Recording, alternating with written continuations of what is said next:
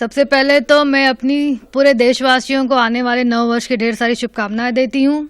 अपने क्षेत्र की जनता को भी आने वाले नव वर्ष की ढेर सारी शुभकामनाएं देती हूँ। और ये जो फोटो वायरल की बात हो रही है, ये इसमें सच्चाई ये है कि शीतकालीन सत्र के दौरान हम सभी लोग काफ़ी मंत्रियों से मिलते हैं। मैं तो रेल मंत्री जी से मिली, वित्त मंत्री जी से मिली, ग्रामीण विकास मंत्री साध्वी निरंजना ज्योति जी से मिली, शिक्षा मंत्री धर्मेंद्र प्रधान जी से मिली, सड़क परिवहन मंत्री माननीय नितिन गडकरी जी से मिली, और इसी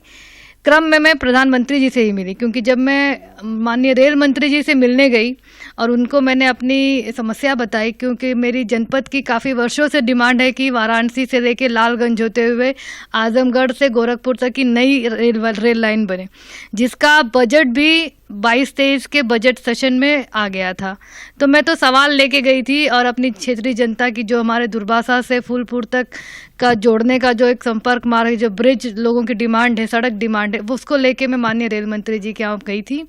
तो माननीय रेल मंत्री जी ने कहा कि प्रधानमंत्री जी अपने ऑफिस में हैं, आप लोग अपनी मांग, जो एक वंदे भारत की डिमांड भी मैंने पिछले बजट सेशन में किया था, उस डिमांड को भी लेके मैं माननीय रेल मंत्री जी से मिलने गई थी।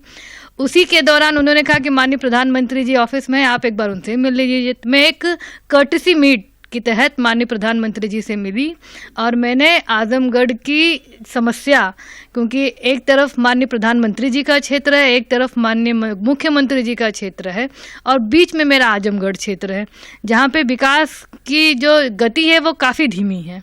तो मैं चाहती थी कि विकास की गंगा मेरे क्षेत्र से बहते हुए भी आजमगढ़, बनारस और गोरखपुर की तरफ जाए।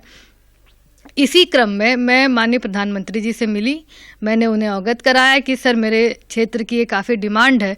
क्योंकि अयोध्या जाने के लिए, बनारस जाने के लिए सब लोग तो हवाई अड्डे से जाएंगे नहीं, सब लोग बसों से जाएंगे नहीं, अपनी अपनी प्राइवेट गाड़ियों से जाएंगे नहीं। रेल जो कि सुगम नियम माना जाता है, सुगम यात्रा का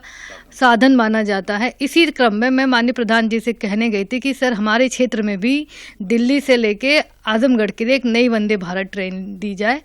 और साथ ही हमारे यहाँ जो मंदूरी हवाई अड्डा काफ़ी दिनों से बनकर तैयार है और अभी तक उसका संचालन नहीं हो पा रहा है, और अगर संचालन हुआ तो सिर्फ आजमगढ़ से लखनऊ तक की जो हवाई यात्रा का सुगमता बनी है। इसी क्रम में मैं उनको कहने गई थी कि सर, हम आजमगढ़ से मुंबई से के लिए, दिल्ली के लिए और कोलकाता के लिए, जो अन्य महानगरों के लिए भी मेरे ज़िले से हवाई यात्रा को चलाया जाए, ताकि हमारी जनता को उसका लाभ मिल सके। फोटो वीडियो वायरल होने के बाद सोशल मीडिया पे एक अलग चल रहा है, 24 को लेकर काफी सवाल उठाए जा रहे हैं, और जो अभी आपके खिलाफ जो कह रहे हैं कि पार्टी छोड़ सकती है, ये कर सकती है, उनको क्या जवाब देंगे?